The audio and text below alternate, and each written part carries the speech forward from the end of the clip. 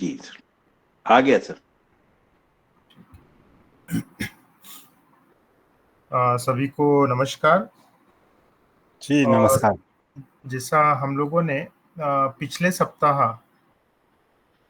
जो मिट्टी के बारे में आज दुनिया भर में मिट्टी सुधार जो प्रोग्राम्स हो रहे हैं, मिट्टी को सुधारने के लिए अलग अलग प्रयास किए जा रहे हैं, तो उसी मिट्टी में बेसिकली जब तक नेचुरल खाद या प्राकृतिक खाद नहीं दिया जाता, तब तक मिट्टी में जो सजीव सृष्टि है उनका उसमें जो कार्य है वो कार्य अच्छी तरह से नहीं हो पाता है।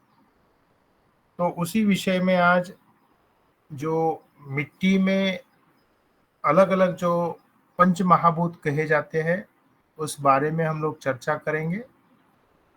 और मिट्टी को सुधारने का जो भी कार्यक्रम है वह ग्लोबली होना बहुत ज़रूरी है,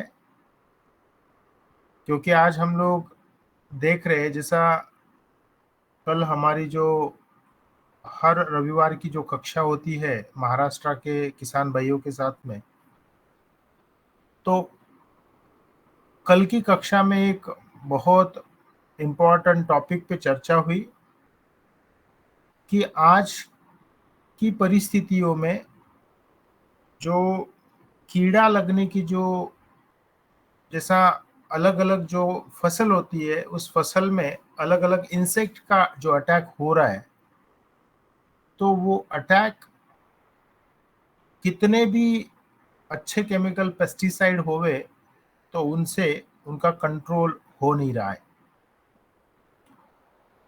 और डोज जो पेस्टिसाइड का है वह डोज जो आज के 30 साल पहले का डोज था उससे कई गुना बढ़ा कर भी इन इंसेक्ट का कंट्रोल नहीं मिल पा रहा है। और जैसा इंसेक्ट का कंट्रोल नहीं मिल रहा है उसी तरह अलग अलग तरह की जो बीमारियां फसलों में हो रही है, फिर वे फंगल इन्फेक्शन होवे, बैक्टीरियल इन्फेक्शन होवे, तो उनका कंट्रोल भी आज की डेट में नहीं हो पा रहा है।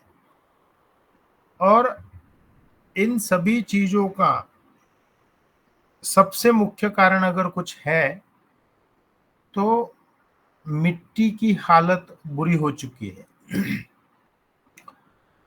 और मिट्टी की हालत बुरी होने के पीछे अगर कुछ रीजंस है तो मिट्टी में हम लोगों ने सिर्फ केमिकल खाद और केमिकल पेस्टिसाइड का जो उपयोग किया है 1960 और 65 के बाद में, और आज तक भी और अभी भी उसी केमिकल फर्टिलाइजर या केमिकल खाद का उपयोग उसमें बढ़ोतरी हो रही है। और उस केमिकल फर्टिलाइजर के बड़े पैमाने पे यूज होने की वजह से जो मिट्टी में जो यहाँ जो लिखे पंच महाभूत है, जैसा मिट्टी में मिनरल मैटर होता है, ऑर्गेनिक मैटर होना बहुत ज़रूरी होता है। जैसा हम लोग कहते हैं कि फसल काटने के बाद में जो काड़ी कचरा होता है उसे जलाया ना जावे, उसके बाद में मिट्टी में जो पानी उपलब्ध होता है, जैसा मॉइस्चर कंटेंट मिट्टी में एक प्रमाण में होना बहुत ज़रूरी होता है। और उसी के माध्यम से जैसे जो भी खाद हम लोग देते हैं, मान लो एनपीके जो देते हैं, तो वह अपटेक करने के लिए भी इस मिट्टी में उपलब्ध जो पानी होता है उसका महत्व बताया गया है। अब यहाँ पे जो मिट्टी में जो पानी उपलब्ध होता था, यानी आज के 60 साल से पहले जो बारिश होती थी, उस बारिश का जो पानी था, यानी आज के डेट में भी जो बारिश का पानी होता है, उस पानी का पीएच 5.6 के आसपास में होता है। और ऐसा कहा जाता है कि 5.6 यानी स्लाइटली एसिडिक कंडीशन होता है, और इस एसिडिक कंडीशन में फॉस्फोरस का अपटेक होने में मदद मिलती है। लेकिन आज जो पानी हम लोग खेतों में दे रहे, वह पानी अल्कलाइन वाटर, या जिसका पीएच 7 7.5 से ऊपर, और बहुत सी जगहों पे यह 7.5 से 8 के बीच में आज दिखाई देता है। लेकिन कुछ कुछ जगह, जैसा मैं हर बार महाराष्ट्र का कुछ एग्जाम्पल देता हूँ, कि महाराष्ट्र में कुछ जगहों पे पानी, उसका जो पीएच है 8.5 के आसपास पहुंच चुका है, जो पानी खेतों में अपने जमीन में दिया जाता है। तो इस पर्टिकुलर कंडीशन में जहां पीएच 8 से 8.5 के बीच में हो जाता है, तो फॉस्फोरस का अपटेक में दिक्कत जाती है। और उसी वजह से जैसा जितना भी फॉस्फोरस हम लोगों ने आज तक दिया है, उसमें का 80% फॉस्फोरस वही मिट्टी में दड़ा रहता है। अब एक चीज और जो सामने आई कि मिट्टी में जैसा पानी महत्व का है, उसी तरह मिट्टी का वातावरण, यानी स्पेसिफिकली मिट्टी का जो टेम्परेचर होता है, उस टेम्परेचर पे भी बहुत असर दिखाई देता है। और उसका एक रीज़न यह है कि शुरुआती दौर में जो हम लोग गोमाता का गोबर, उससे बना हुआ जो खाद हम लोग डालते थे, तो उस खाद में पानी सोख के रखने की एक ताकत होती है, और उसी वजह से मिट्टी में जो मॉइस्चर लेवल होना चाहिए, पानी पकड़ के रखने की जो ताकत होती थी, वह जहां जहां पर भी गोमाता का या अन्य पशु और पंछियों का खाद बनाकर दिया जाता है, उस मिट्टी का वातावरण भी अच्छी तरह से पाया जाता है। अब जब ये सारे जो ऊपर के जो चारों भी जो फैक्टर है, यानी मिनरल मैटर होवे, ऑर्गेनिक मैटर होवे, मिट्टी में का पानी होवे, या मिट्टी में का वातावरण, और स्पेसिफिकली वातावरण में मिट्टी का टेम्परेचर और मिट्टी की जो ऑक्सीजन लेवल है, ये चारों फैक्टर कहीं ना कहीं मिट्टी में उपलब्ध जो जीवित ऑर्गेनिज्म है, उस पे असर दिखाई देता है। और ये चारों, अगर पंच महाभूतों में के जो 4 महाभूत है, अगर यहाँ पे गड़बड़ होती है, तो मिट्टी के उपलब्ध जो जीवित ऑर्गेनिज्म है, स्पेसिफिकली अगर सूक्ष्म जीव देखे या मित्र कीट देखे, ये दोनों ही सबसे इम्पोर्टेंट होते हैं हमारी फसल की प्रोडक्शन के लिए। और आज कई रिसर्च पेपर हम लोगों को देखने को मिलते हैं कि इस जो भी फसल हम निकालते हैं, उसमें जो न्यूट्रिशनल वैल्यूज आज पाई जाती है, वह न्यूट्रिशनल वैल्यूज बहुत कम है। और उसका बेसिक रीजन कि सूक्ष्म जीवों की जो संख्या है, वह 70% से 75% कम हो चुकी है। और आने वाले समय में अगर इसी तरह केमिकल खाद और केमिकल पेस्टिसाइड, और सिर्फ केमिकल खाद और पेस्टिसाइड ही नहीं, तो हम लोगों के घर में जो अन्य केमिकलों का उपयोग बढ़ रहा है और वही केमिकल पानी के माध्यम से नदी तक और नदी से खेतों तक पहुंचता है,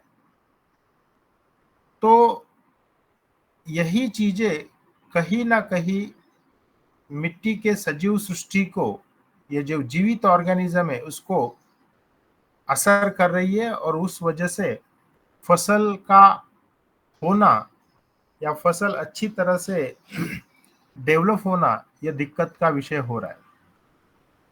जैसा कल एक किसान भाई जो महाराष्ट्र में अमरावती जिला से थे, यानी वो जो चीजें कल बता रहे थे वह सुनने के बाद में आने वाले समय में क्या हो सकता है उसका असर दिख रहा था। जैसे उनके पास में 4 एकड़ टोमेटो, 4 एकड़ अलग अलग वेजिटेबल के प्लॉट वो पिछले कई सालों से करते आ रहे, और पिछले 8-10 सालों का उनका जो अनुभव उन्होंने शेयर किया कि जितने भी पेस्टिसाइड उपलब्ध है मार्केट में महंगे से महंगे, वे सारे उपयोग करने के बाद में, उनका प्रयोग करने के बाद में भी उनके यहाँ फसल में जो कीड़ा लगता है, स्पेसिफिकली जो सकिंग पेस्ट होते हैं, यानी सफेद मक्खी, व्हाइट फ्लाई हम लोग कहते हैं, मिलीबग या थ्रिप्स जैसे जो भी सकिंग पेस्ट है, वे आज किसी भी दवाई से कंट्रोल नहीं हो पाते। और जैसा एक चीज उनके माध्यम से भी एक सामने आई कि जब तक खेतों में हम लोग इस ऑर्गेनिक मैटर का और स्पेसिफिकली प्राकृतिक खाद का उपयोग नहीं करते, तब तक कोई भी बीमारी होवे या कोई भी कीड़ा होवे, कोई भी इंसेक्ट होवे, उसका कंट्रोल होना बहुत मुश्किल होते जा रहा है। अब जैसा लास्ट टाइम मैंने इसी मिट्टी में अगर पावर हाउस किसे कहा जाता है तो वह है चिकनी मिट्टी। और इसका मुख्य कारण कि जो अन्न द्रव्य हम लोग मिट्टी में देते हैं वह पकड़ के रखने की ताकत इस चिकनी मिट्टी में होती है, एवं जो पानी दिया जाता है खेतों में वह इस चिकनी मिट्टी पकड़ के रखने में मदद करती है। और ये दोनों जो चीजें है, पानी है और अन्न द्रव्य है, या हम इसे मिनरल मैटर्स भी कह सकते हैं, तो जिन भी मिट्टियों में चिकनापन ज्यादा होता है वहां नेचुरली न्यूट्रिएंट लेवल अच्छा होता है और वहां पे पानी पकड़ के रखने की क्षमता बढ़ जाती है। और इस मिट्टी में जैसा अलग अलग जो प्राकृतिक खाद के माध्यम से जो अलग अलग घटक मिलते हैं, उनके उपयोग हमने पिछली कक्षा में देखे। जस्ट मैं उसका एक छोटा सा रिवीजन अगले 5 मिनट में करूंगा। जैसा गोमाता का गोबर या अन्य पशु का जो भी खाद हमें मिलता है, वह खाद डालने के बाद मिट्टी का जो सख्तपन होता है वह कम करने में यह प्राकृतिक खाद उपयोग में आता है। और भौतिक उपयोग कहने का मतलब जैसा फिजिकल एप्लीकेशन कि मिट्टी में अगर डालोगे तो वह एयर स्पेस डेवलप करता है, और एयर स्पेस डेवलप होता है तो पानी एवं हवा एवं न्यूट्रिएंट प्रॉपरली वहाँ मिट्टी में पाए जाते हैं। और जैसा एक चीज और भी देखी गई कि जहाँ जहाँ पे हम लोग, जैसा गाजर है, मूली है, प्याज है, आलू है, इन सभी फसलों की जब खेती होती है तो मिट्टी का सख्तपना कम होने में मदद मिलती है। और जैसे जैसे जैसा गाजर और मूली जितना जमीन के अंदर दरता है तो उस मिट्टी की पानी पकड़ के रखने की क्षमता भी बढ़ती है। और सबसे इम्पोर्टेंट बात, जब एयर स्पेसेस डेवलप होते हैं और प्राकृतिक जो खाद होता है वह पानी पकड़ के रखने की वजह से मिट्टी का जो टेम्परेचर है वह नियंत्रित करने में भी मदद मिलती है। उसके बाद हमने जो यानी फिजिकल एप्लीकेशन के बाद में जो उपयोग देखे वे रासायनिक उपयोग है। और इन रासायनिक उपयोगों में जो अन्न द्रव्य हम लोग देते हैं, जैसा फॉस्फोरस है, पोटाशियम है, मैग्नीशियम है, जिंक है, तो ये पकड़ के रखने की ताकत इन प्राकृतिक खादों में होती है। और जब अलग अलग तरह के अन्न द्रव्य प्राकृतिक खाद पकड़ के रखता है तो वही मिट्टी का पीएच संतुलित करने में मदद करता है। और जैसा ये फिजिकल और केमिकल एप्लीकेशन है, उसी तरह प्राकृतिक खादों का जैविक उपयोग भी होता है। और जैविक उपयोग सबसे इम्पोर्टेंट अगर उपयोग देखा जाए तो डिकम्पोजिशन, यानी जो भी काड़ी कचरा हम लोग खेतों में डालते हैं, प्राकृतिक खाद डालते हैं, तो इन सभी चीजों में अलग अलग तरह के न्यूट्रिएंट होते हैं। और उस न्यूट्रिएंट का डिकम्पोजिशन स्पेसिफिकली, जो जैसा पौधा कहे तो या काड़ी कचरा कहे तो उसमें स्टार्च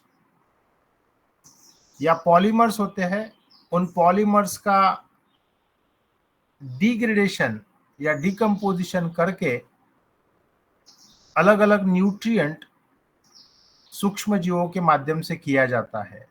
तो यह जो डिकम्पोजिशन की जो प्रोसेस है, माइक्रोबियल डिकम्पोजिशन की, यह अच्छी तरह से होने के लिए प्राकृतिक खादों का होना बहुत जरूरी होता है। और उससे भी इम्पोर्टेंट उपयोग, यानी जो पोल्यूटेंट हम लोग खेतों में अलग अलग माध्यम से दिए जाते हैं, जैसा इससे पहले हम लोगों ने केमिकल पेस्टिसाइड होवे, केमिकल फर्टिलाइजर होवे या हेवी मेटल्स होवे, इन सभी पोल्यूटेंट का डिग्रेडेशन करने की ताकत जो सूक्ष्म जीवों में होती है, उन सूक्ष्म जीवों की एक्टिविटी अगर मेंटेन करना है तो प्राकृतिक खाद डालना बहुत जरूरी होता है।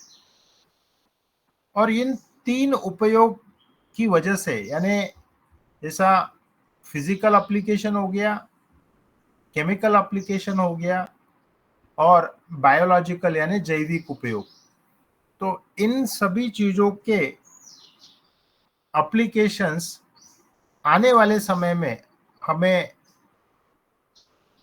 एक नई नई चीज हम देखने को मिलेगी। क्योंकि जहां जहां भी प्राकृतिक खाद का उपयोग हो रहा है, उन मिट्टी में ही आने वाले समय में बीमारियां कंट्रोल करना आसान होगा, या जो अलग अलग इंसेक्ट का अटैक होता है, अलग अलग कीड़ों का अटैक होता है, वह अगर कंट्रोल करना है तो प्राकृतिक खाद ही सबसे इंपॉर्टेंट उसका उपयोग दिखेगा। और जैसा जब तक मिट्टी में ऑर्गेनिक मैटर प्राकृतिक खाद के माध्यम से नहीं बढ़ता, तब तक सूक्ष्म जीवों का डेवलप होना पॉसिबल नहीं है। अभी यहाँ एक छोटा सा विषय मैं अगले 10 मिनट में खत्म करूंगा कि मेटाराइजियम एनिसोप्ली, यानी जो मेटाराइजियम का जो पर्टिकुलर स्ट्रेन है मेटाराइजियम एनिसोप्ली नाम का, वह अलग अलग कीड़ों को या अलग अलग इंसेक्ट को कंट्रोल करने में बहुत पावरफुल जैविक पेस्टिसाइड माना जाता है। और ब्राजील जैसे देशों में गन्ने की खेती बड़े पैमाने पे होती है, और इस गन्ने में जो अलग अलग इंसेक्ट का अटैक होता है वह कंट्रोल करने के लिए वहां मेटाराइजियम एनिसोप्ली का उपयोग किया जाता है। जैसा हम लोगों ने शरद भैया के खेतों का एग्जाम्पल्स पिछले साल देखा कि शरद भैया ने मेटाराइजियम एवं बिवेरिया, वर्टिसिलियम, इन सभी सूक्ष्म जीवों को मल्टीप्लाई करके यूज किया। और जिस तरह से शरद भैया ने यूज किया उसी तरह हमारे यहाँ महाराष्ट्र में परली में एक डॉक्टर भाई साहब है, वे भी इसी तरह 100 एकड़ खेती में बिवेरिया और मेटाराइजियम का मल्टीप्लिकेशन करते हैं, और विशेषतः 100% ऑर्गेनिक फार्मिंग करते हैं 100 एकड़ में।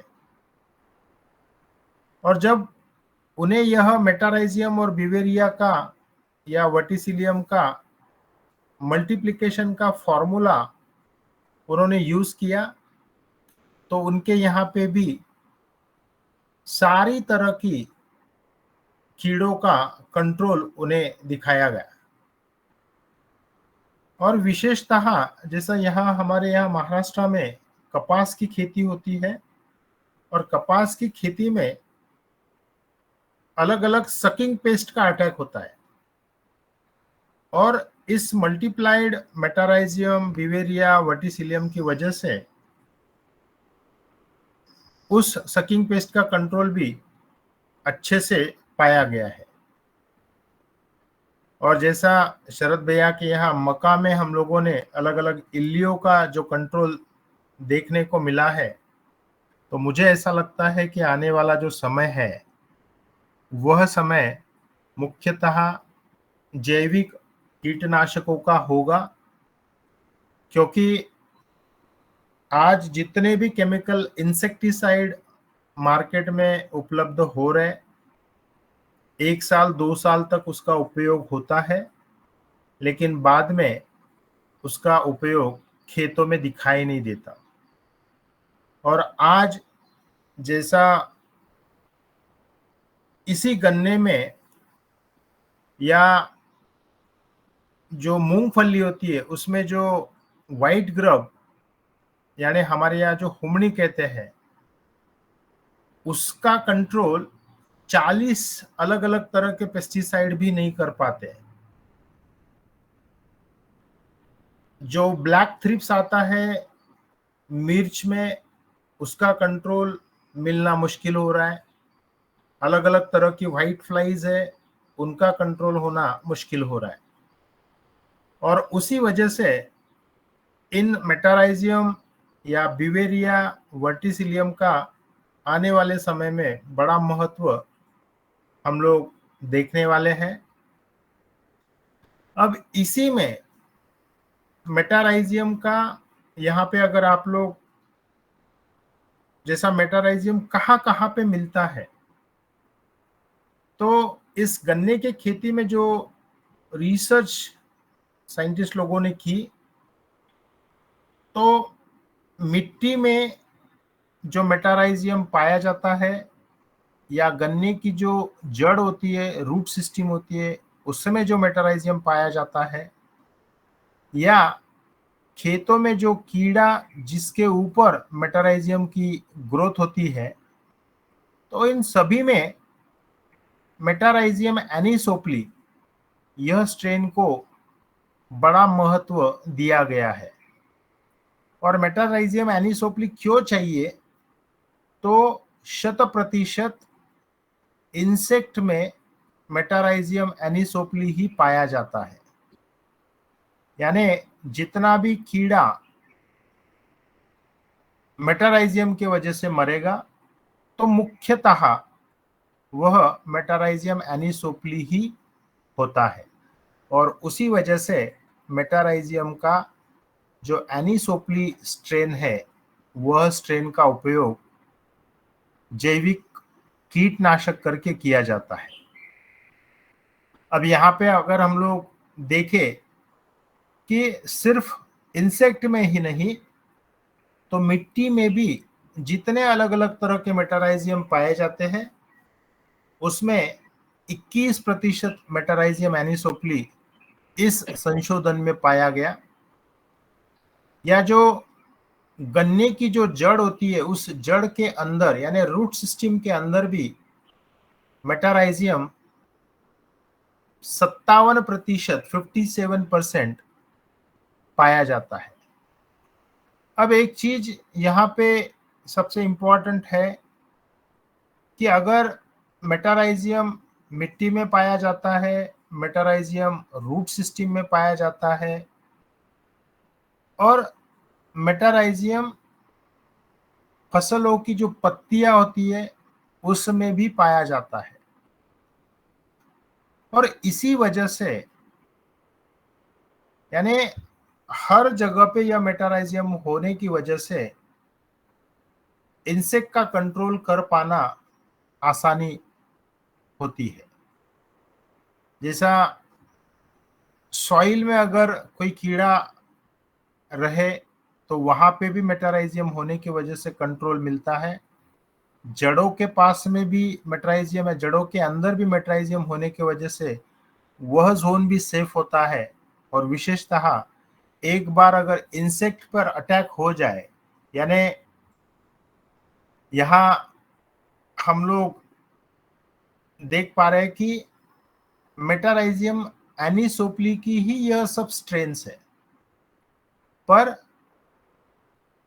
अलग अलग खाना देने के बाद में मेटाराइजियम का कलर कैसा आता है उस बारे में यहाँ पे दिया गया है। यानी हम लोग अलग अलग रंग मेटाराइजियम एनिसोप्ली के यहाँ पे देख पा रहे हैं। यानी ABCDEF, ये जो 6 पेट्री प्लेट है, उन 6 पेट्री प्लेट के रंग मेटाराइजियम के हम यहाँ अलग अलग देख रहे हैं। उसी तरह और यह 6 प्लेट है, इनमें भी मेटाराइजियम का अलग अलग रंग हमें देखने को मिल रहा है।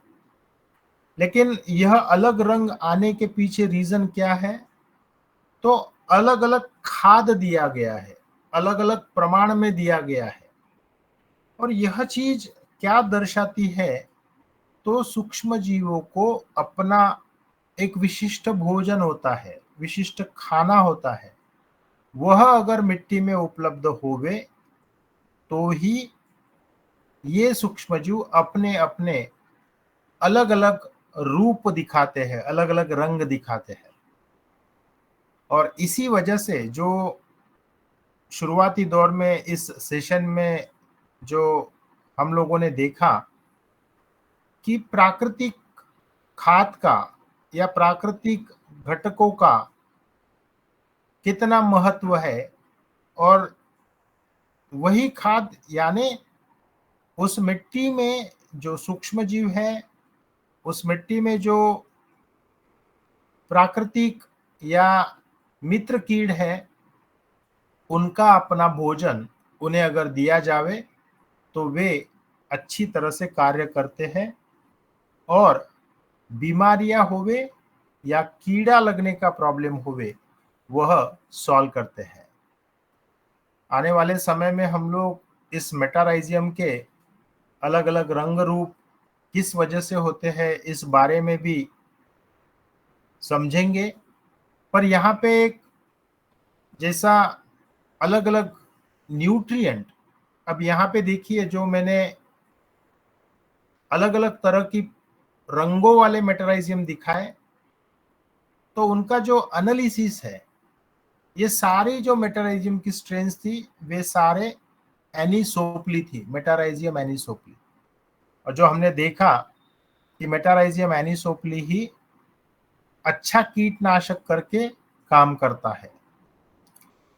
और इसी टेबल में हम लोग देख पा रहे हैं कि लेफ्ट साइड में अलग अलग तरह के मीडिया, जैसा पोटैटो डेक्सट्रोज अगार है, उसी पोटैटो डेक्सट्रोज अगार में ईस्ट एक्सट्रैक्ट अगर डाला जाए, या फिर एसडीए आपको दिखाई दे रहा होगा, एसडीए, टीएएसडीए, तो सैब्रोड डेक्सट्रोज अगार। ये सैब्रोड जो है उस साइंटिस्ट का नाम है जिन्होंने यह मीडिया डिजाइन और डेवलप किया। लेकिन मेरा यही सिंपल सा कहना है कि मिट्टी में जो सूक्ष्म जीव होते हैं उनका अपना एक भोजन होता है, और उस भोजन की मात्रा हम हमारे खाद के माध्यम से ही दे सकते हैं, और उस बारे में हर किसान भाई ने सोचना बहुत ज़रूरी है। और धीरे धीरे हम लोगों को केमिकल फर्टिलाइज़र कम करते हुए प्राकृतिक खाद खेतों में डालना आने वाले समय में बहुत ज़रूरी होगा। अगर प्राकृतिक खादों का उपयोग ना किया जावे तो किसी भी पेस्टिसाइड की वजह से 100% कीड़ों का या बीमारियों का कंट्रोल पॉसिबल नहीं होगा।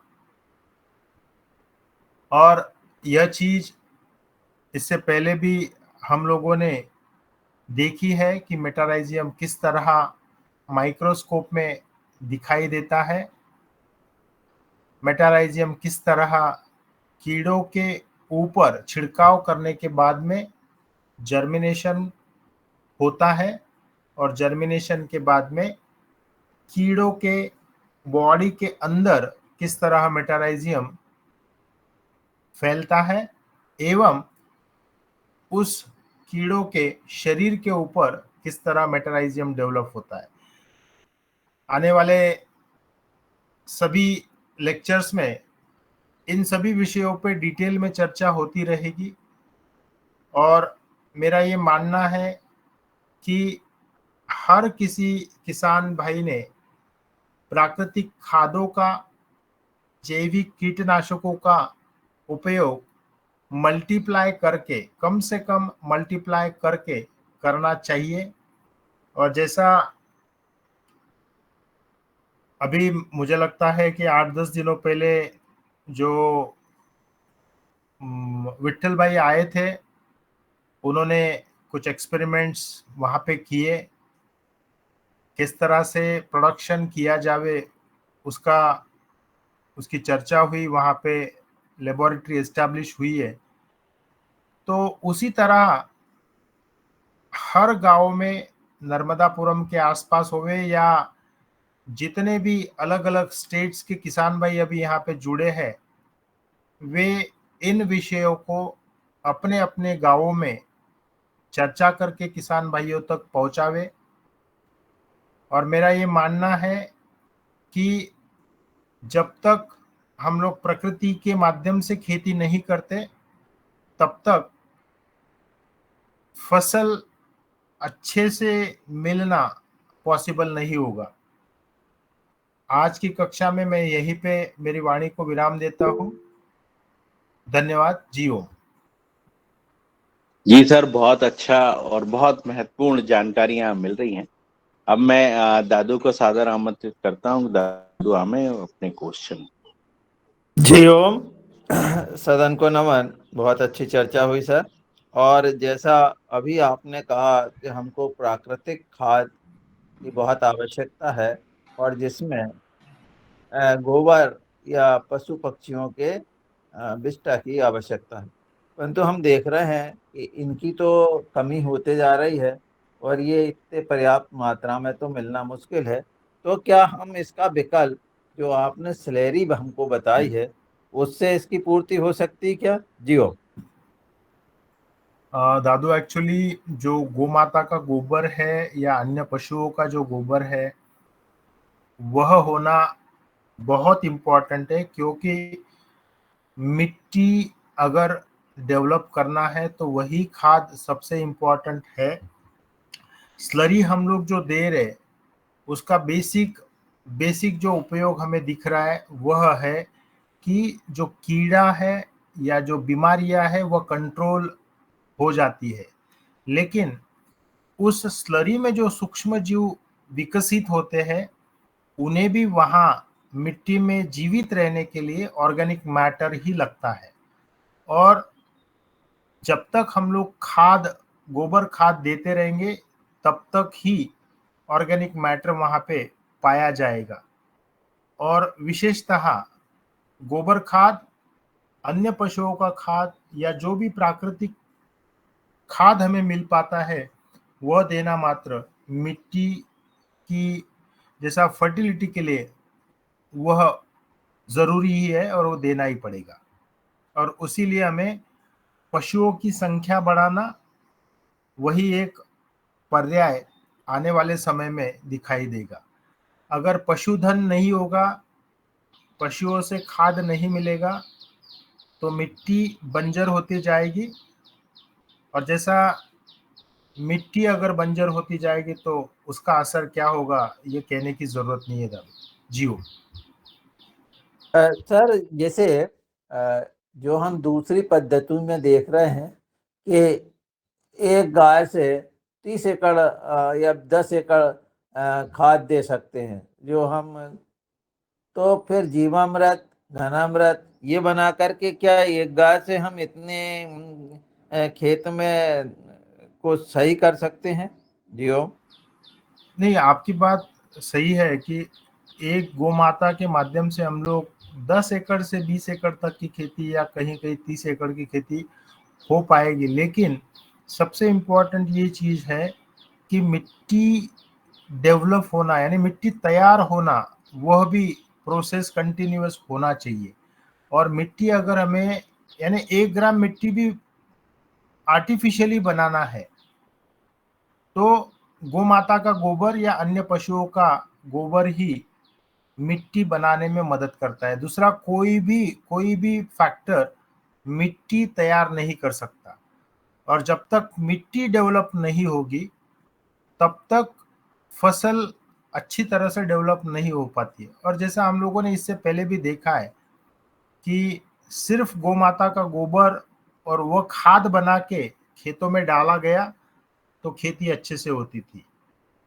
यह जीवामृत है, अलग अलग तरह की स्लरी है, ये टॉनिक करके काम करते हैं। लेकिन मिट्टी अगर तैयार करना है, देखिए जैसा हम लोग कहते हैं कि 1 मिलीमीटर मिट्टी का लेयर भी डेवलप करना है तो हजारों साल लगते हैं। पर वह मिट्टी कंटिन्यूअसली डेवलप होते रहना चाहिए, और वह होने के लिए पशुधन होना बहुत ज़रूरी है। और इसीलिए इस सृष्टि में हर प्राणी मात्र का जो महत्व है वो महत्व यहाँ पे दिखाई देता है। जैसा पहले जो गोधन था, पशुधन था, उसकी संख्या आज कम हो रही है, उसके वजह से ये सारे प्रॉब्लम्स हम लोग देख पा रहे हैं। तो प्रकृति का संतुलन रखना आने वाले समय के लिए भी बहुत जरूरी होवे।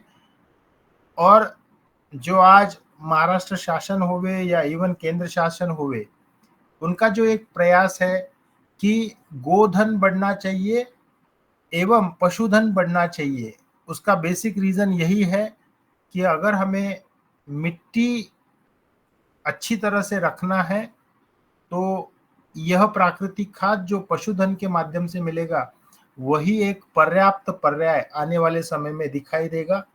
और जहां पशुधन नहीं होगा वहां की खेती आने वाले समय में, जैसा मान लो 100 साल के बाद में, 200 साल के बाद में, जहां पशुधन है बस वही खेती अच्छे से रहेगी, और जहां पशुधन नहीं है वहां पे खेती होगी या नहीं होगी, यह भी एक बड़ा सवाल होगा। जी हो।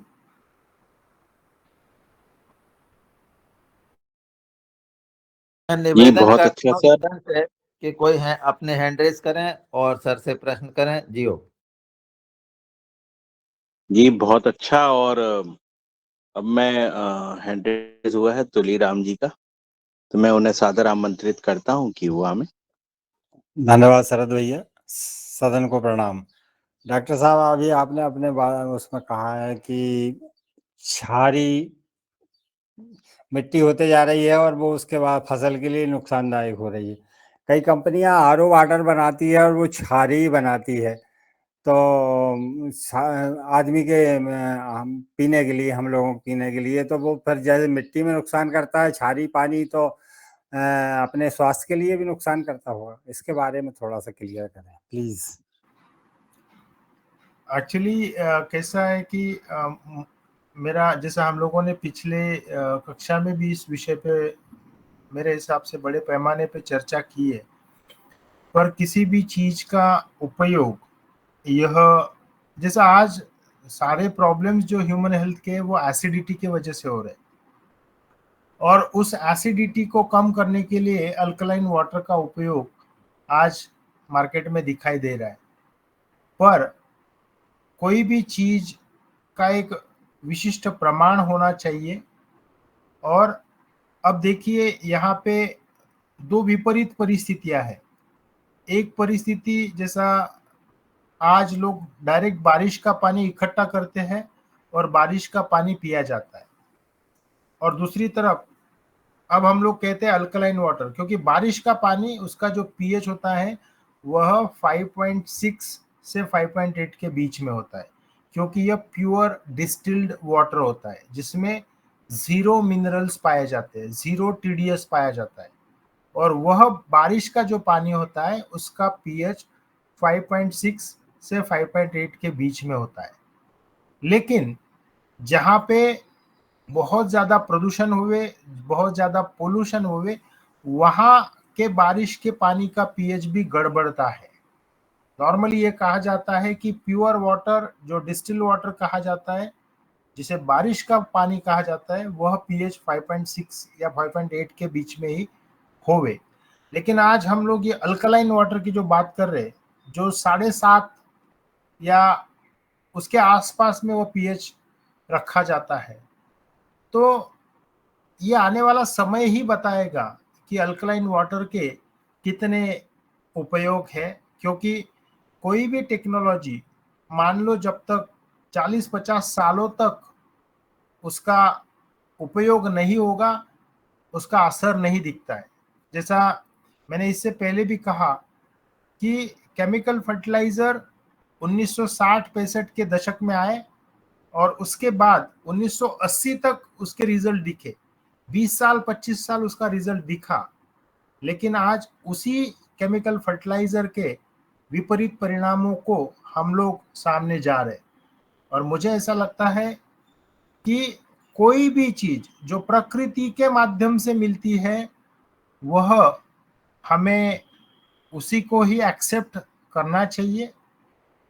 आर्टिफिशियली अगर कोई चीज डेवलप होती है तो उसे, यानी आपके शरीर पर किस तरह जो परिणाम दिखेंगे वो 1 साल 2 साल में नहीं दिखते। जैसा आज कैंसर जैसी बीमारी भी कोई इमीडिएट 1 साल के अंदर डेवलप नहीं होती है, वह सालों साल कहीं ना कहीं उस पर्टिकुलर केमिकल के संपर्क में हम लोग आते हैं, अलग अलग मॉलिक्यूल्स के या मेटाबोलाइट के संपर्क में हम लोग आते हैं, और उसके बाद ही वो बीमारी हमें देखने को मिलती है। और मेरा ये मानना है कि ये अल्कलाइन वाटर का जो कंसेप्ट है, यह आने वाले 25-30 सालों के बाद में जैसा केमिकल फर्टिलाइजर के असर दिखे, तो इस चीज के भी असर आने वाले 25-30 साल के बाद दिखेंगे। और सेम एग्जाम्पल है, जैसा हम लोग पहले ज्वार की रोटी खाते थे, आज हम लोग गेहूं खाना शुरू कर दिए। तो ज्वार और गेहूं का डिफरेंस हमें हमारे शरीर की जो ताकत है उसमें आज दिखाई दे रही है। अब गेहूं से हम लोग पिज्जा बर्गर पे आ चुके हैं। तो आने वाला समय ये सब चीजें दिखाएगा कि हमारी जनरेशन्स किस तरह से डेवलप होंगी। यानी ज्वार की रोटी खा के, गेहूं की रोटी खा के, या पिज्जा बर्गर, या ये सारे ब्रेड खा के हमारा शरीर हम लोग खोखला करते जा रहे। और आसान है, टेस्ट अच्छा लगता है, लेकिन आने वाला समय अपनी अपनी पीढ़ियों को दिखाएगा कि किस तरह से बीमारियों को हम लोग सामने जाएंगे। जियो। जी, धन्यवाद डॉक्टर साहब। बहुत अच्छा सर, और बहुत महत्वपूर्ण चर्चा है। और ऐसे पहले का जो हमाल था, वो 1 कुंटल गेहूं उठाने में उसको परेशानी नहीं जाती थी, और आज 1 कुंटल गेहूं का बोरा है, उसको उठाने में वाले जो हमाल है वो मिलना बंद हो गए। अब 50 केजी और उससे भी, अभी गवर्नमेंट का एक सर्कुलर चालू हुआ है कि 25 किलो की पैकिंग की जाएगी। तो इससे लगता है कि जो क्षमता है वो कम होते जा रही है, खाने की गुणवत्ता कम होते जा रही है। और खाने की गुणवत्ता हो रही है जमीन के अंदर धरती माँ पे केमिकल डालने से। ये चीजें सारी समझनी पड़ेगी, ये बहुत महत्वपूर्ण है। और इसको जीवन में कैसे आगे आने वाली पीढ़ी को मजबूत बनाना है, ये सीखना पड़ेगा। अब मैं रोशन लाल सर जी को बुलाता हूँ, उनके काफी क्वेश्चन रह गए थे पिछली बार।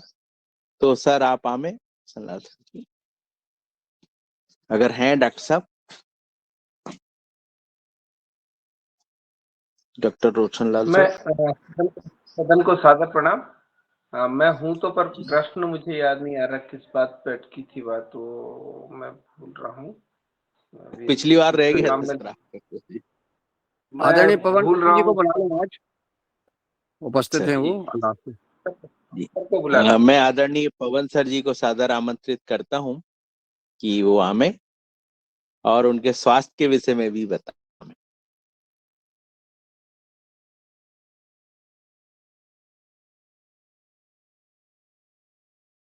शायद मेरे ख्याल है नहीं पवन सर, क्योंकि उनका स्वास्थ्य थोड़ा वीक चल रहा था। और मैं दिन आगे मेरी सर। आवाज आ रही? हाँ जी जी जी, धन्यवाद शरद जी।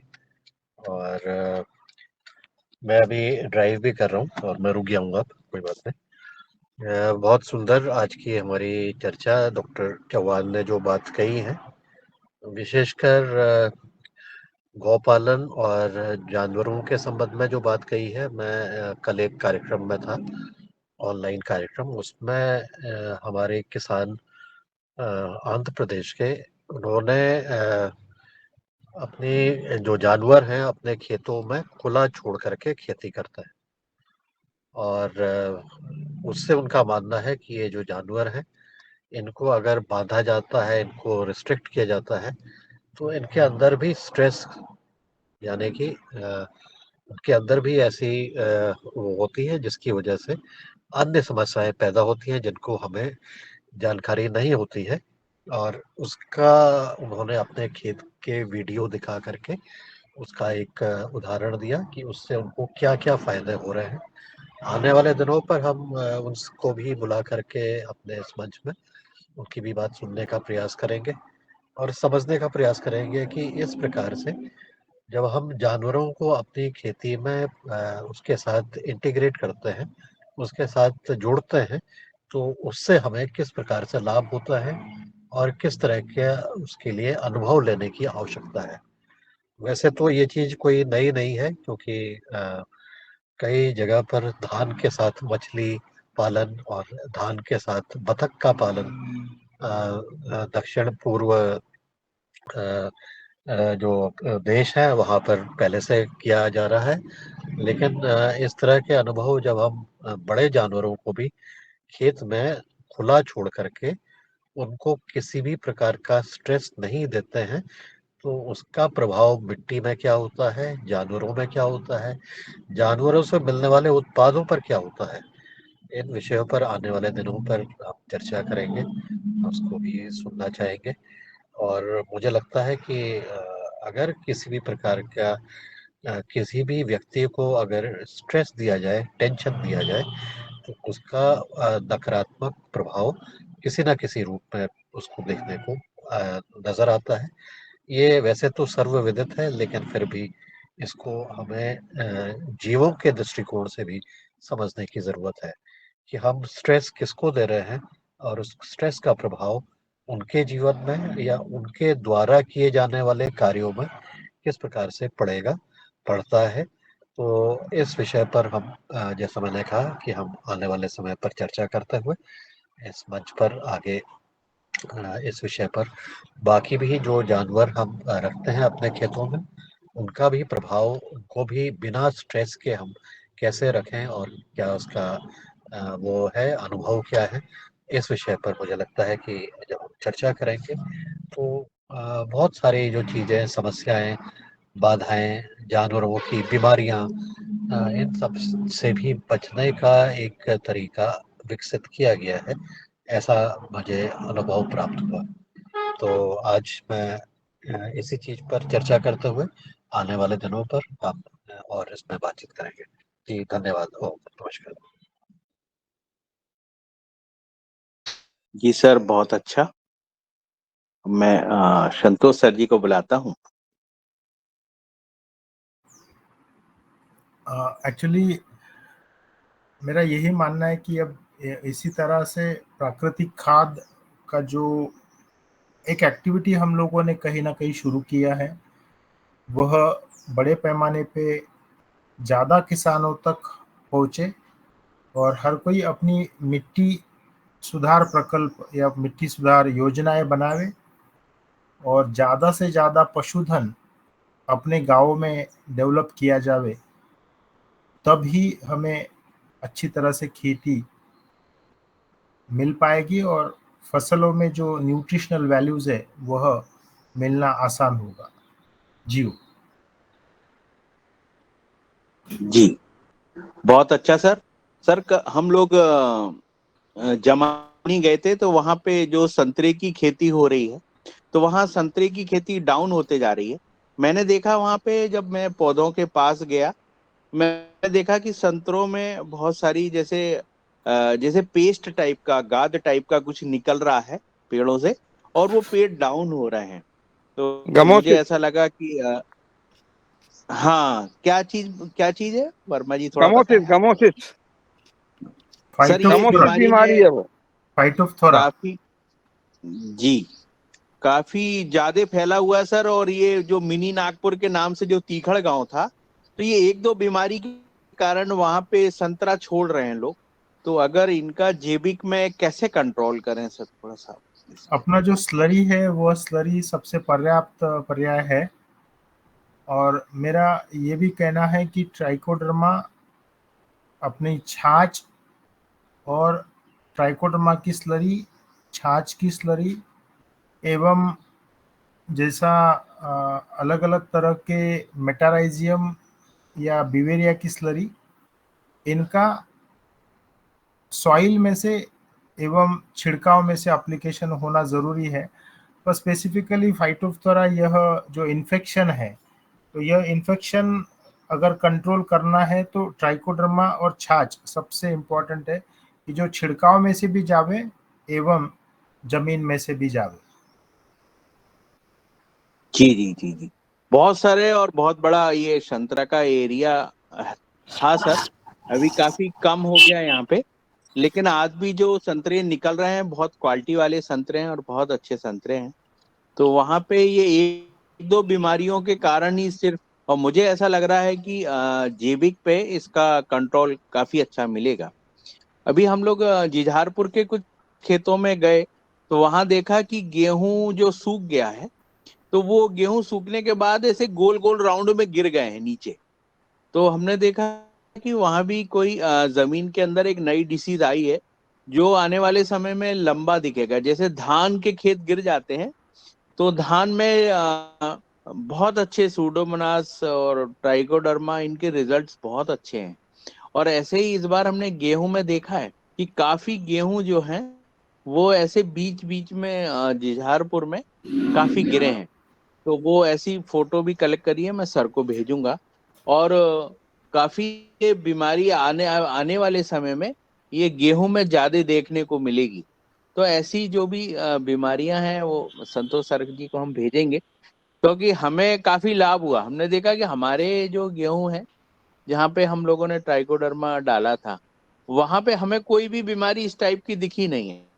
और काफी अच्छा इस बार जो रिजल्ट है वो खेतों में जबरदस्त रिजल्ट है सर, इतने देखने के काबिल हैं रिजल्ट।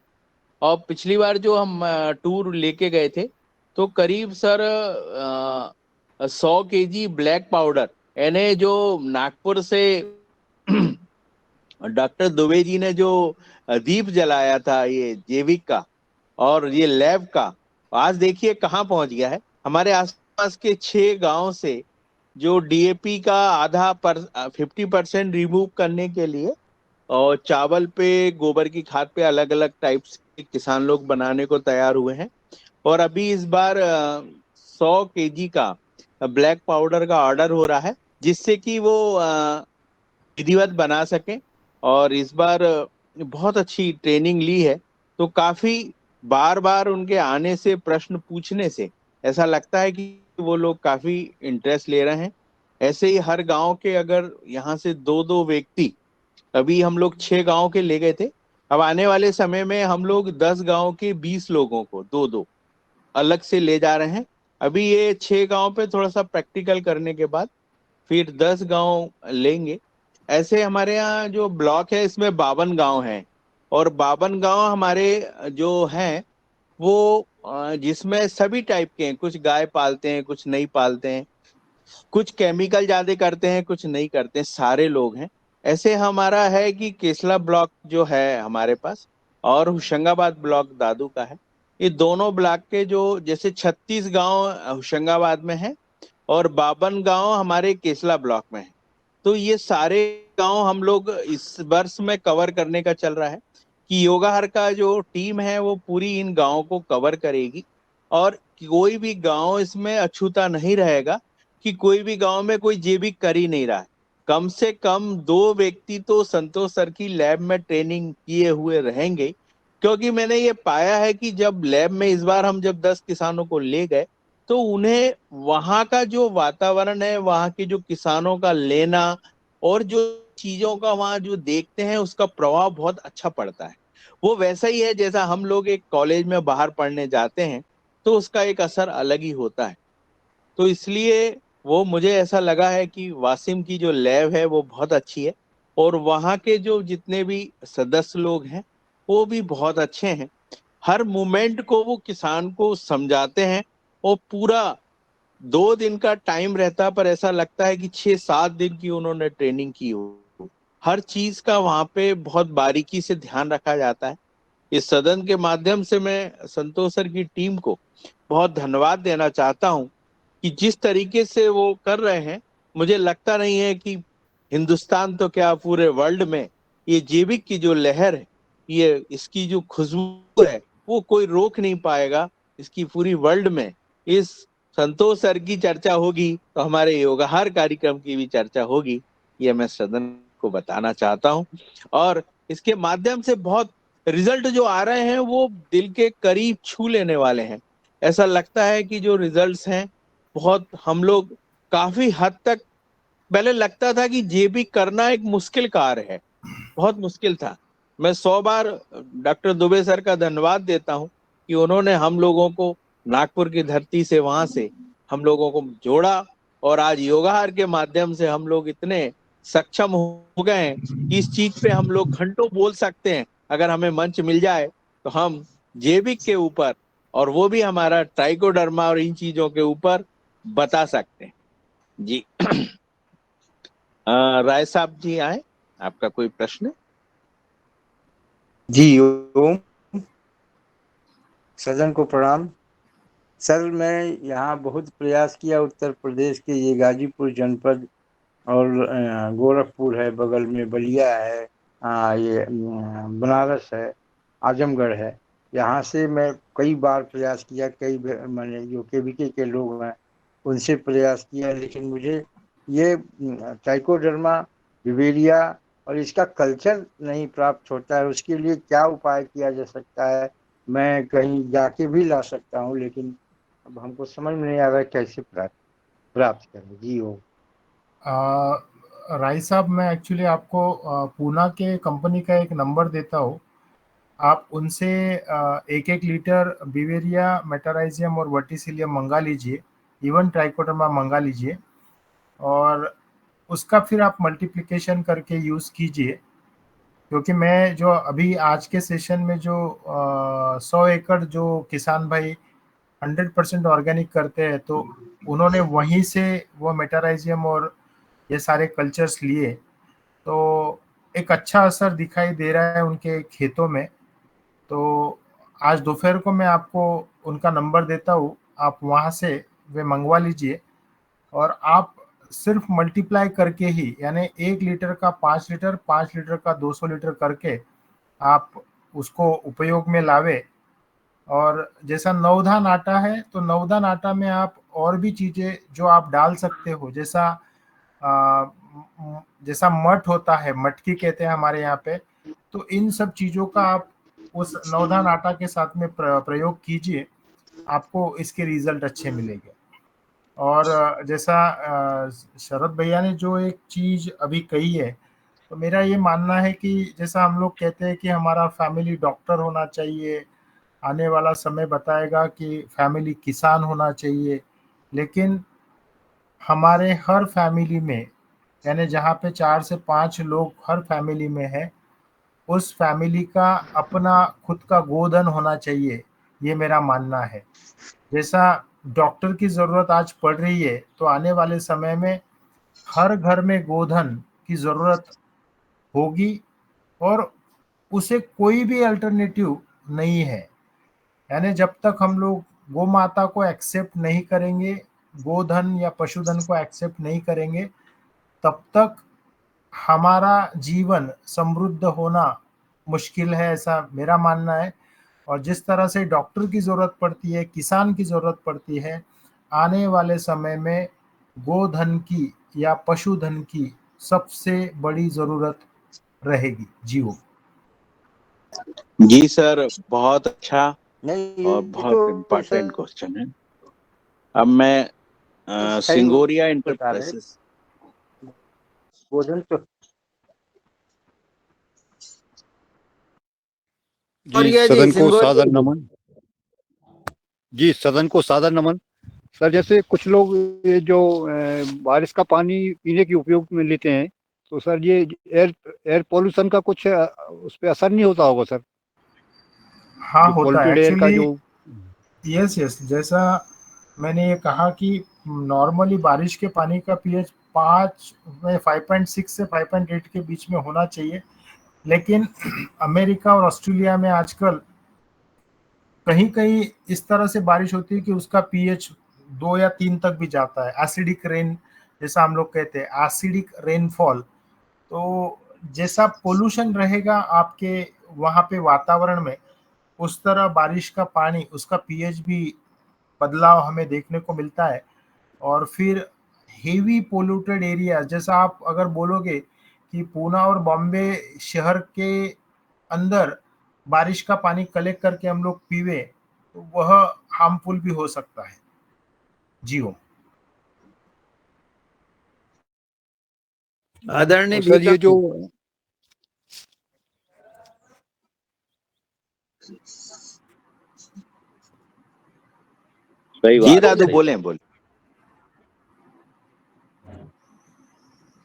भीकम जी बोलो। आदरणीय नारायण जी। हाँ जी सर बोले। जी ओम, सदन को प्रणाम। बहुत ही अच्छी जानकारी दी संतोष सर ने। मैं ये कह रहा था कि अपन ये मेटाराइजियम बेबेरिया बेसियाना ये रासायनिक खेती पर भी डाल सकते हैं क्या?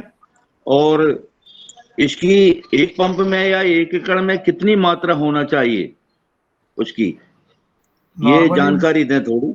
नॉर्मली 1 लीटर मेटाराइजियम से आप 5 एकड़ की दवा बना सकते हो, यानी 1 लीटर से आप 200 लीटर बना सकते हो, और वह 200 लीटर हम लोग 40-40 लीटर के डोज में 5 एकड़ को दे सकते हैं। जी, ये सर आपने ये नंबर बताया पुणे का, ये सदन को प्राप्त करवा दें सभी को। हाँ, मैं योगा यहाँ ग्रुप में डाल दूंगा, मैं थोड़ा उनसे चर्चा करता हूँ और किसे कांटेक्ट करना है उनका नंबर लेके आपको भिजवाता हूँ। जी सर। डॉक्टर रोशनलाल। भूपेंद्र यादव का कोई क्वेश्चन हो, जो लेब चला रहे हैं भाई, भूपेंद्र यादव का क्वेश्चन हो करवाएं।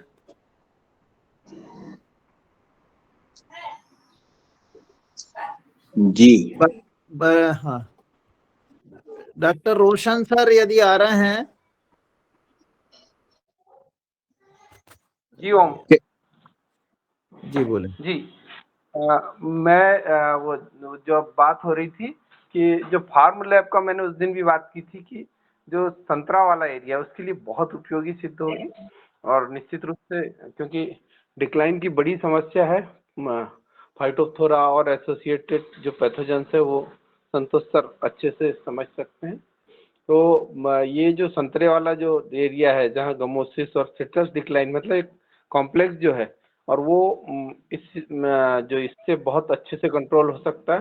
तो निश्चित रूप से ये जो अभी हम जो फूड पार्क बना है उसमें उसके ग्रोथ के लिए ये फार्म लैब बहुत सपोर्टिव होगा, ऐसा मेरा मानना है।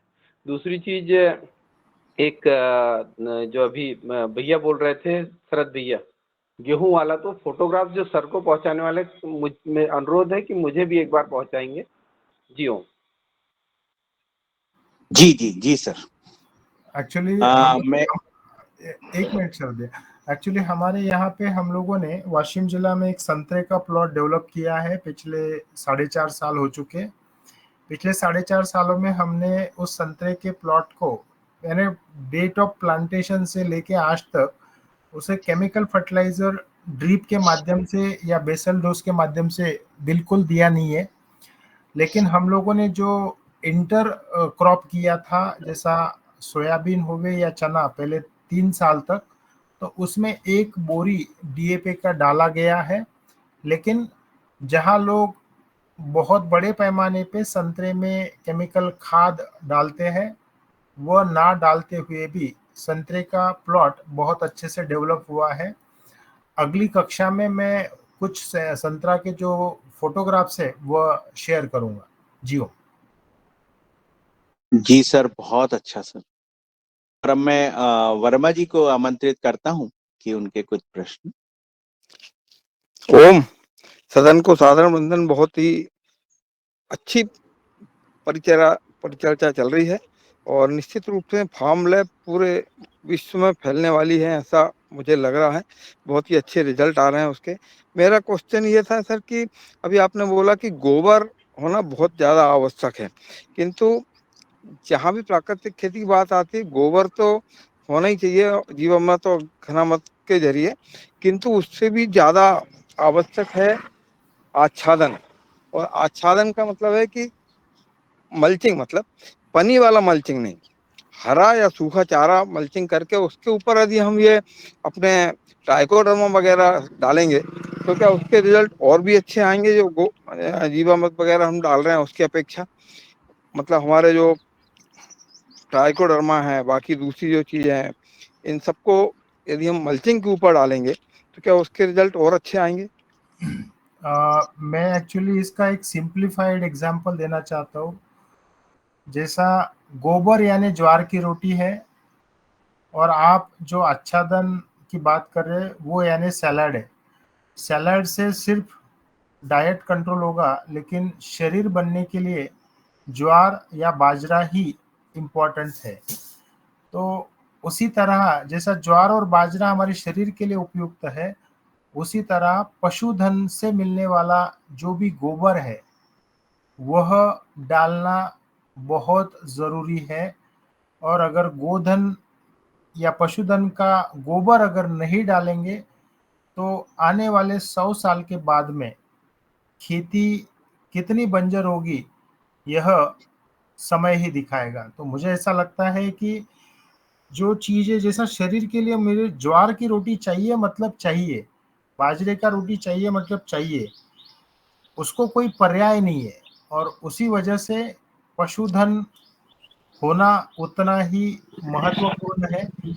और जैसा मैंने कहा है कि फैमिली डॉक्टर, फैमिली किसान, उसी तरह आने वाले समय में हर घर गौ माता या पशुधन यह कंपलसरी होगा, तभी सारी चल पाएगी। नहीं तो इतनी अलग अलग तरह की बीमारियों को हम लोग सामने जाएंगे कि जीना मुश्किल हो जाएगा, और जिए या ना जिए यह भी प्रश्न आने वाला समय हमें दिखाएगा। जी हो सर, एक छोटा सा क्वेश्चन और है मेरा कि हम लोग बोलते हैं कि गोबर में, ताजे गोबर में बहुत ज्यादा बैक्टीरिया होते हैं, और ताजे गोबर को यदि हम सीधा घोलें पानी में और उसके ऊपर ऊपर का पानी जो है सीधा चलाएंगे तो क्या बैक्टीरिया बढ़ेंगे खेती में? मतलब उसका जो गोबर का रेसिड्यू है वो नीचे रह जाएगा, और सिर्फ उसका लिक्विड खेती में चलाएंगे तो बैक्टीरिया की मात्रा ज्यादा होगी क्या?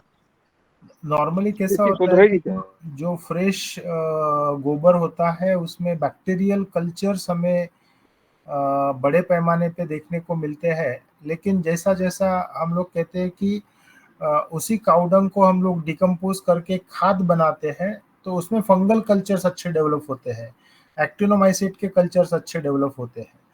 तो जैसी परिस्थितियों में हम लोग काउडंग को यूज करेंगे उस तरह से माइक्रोबियल कल्चर्स बढ़ते हैं। पर स्पेसिफिकली कोई भी खाद होवे यानी काउडंग के माध्यम से उसे डिकम्पोज करके अगर यूज करेंगे तो सॉइल हेल्थ इंप्रूव होने में आसानी होगी।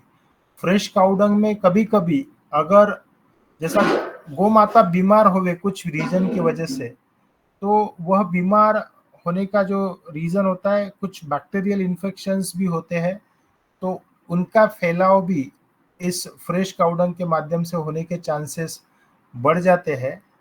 और कैसा होता है कि जो फसलें हम लोग डायरेक्ट कंज्यूम करते हैं, मान लो मेथी है, पालक है, हम लोग अगर डायरेक्ट कंज्यूम करेंगे और उसमें अगर बाई चांस अगर फ्रेश काउडंग जिसमें इन्फेक्शन दड़ा हो, तो वह अपने शरीरों पे भी असर दिखाई देगा।